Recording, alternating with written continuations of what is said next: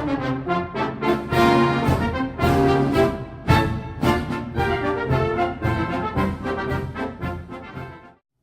had a great artist on here.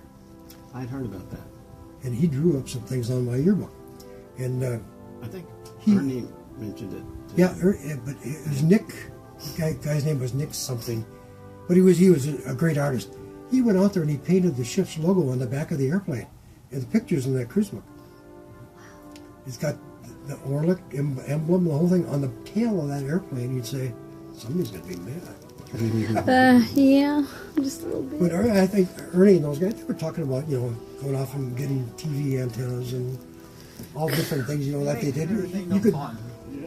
We were stationed out of Long Beach for a while, and the ship was in Fram, so we couldn't live on the ship. So we were living on the base, just thinking of things to do, because they'd say, "Oh, go over there and you're the watch, the safety watch for a fire crew, whatever they're doing." So you had nothing to do but make mischief and things. But we had orchestra or bands on the board, and we had music, and we had barbecues, and I remember we had a swim call. We were in someplace, probably Da Nang, I think. In Da Nang Harbor, we were over there shooting at night, and then we'd back out in the harbor. It was a big, big harbor.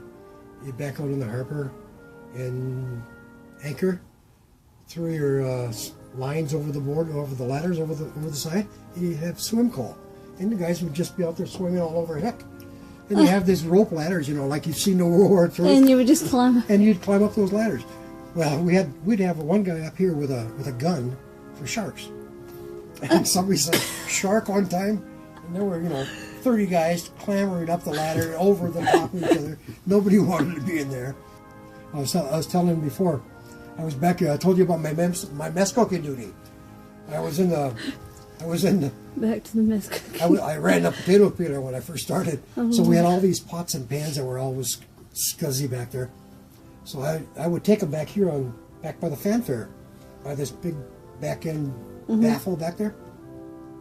And I'm out there one day, I'm cleaning the pots and I'm wire brushing them, getting them nice and shiny, and we're cruising at good speed. And then all of a sudden, the ship picked up in speed, and the waves were pretty big, and we're going rolling and going like crazy, and I'm still back there on the deck just rolling. All of a sudden, he started turning that way, and this whole side just kind of rolled, and we had a big wave come. I could see it coming, and that's going to take me overboard.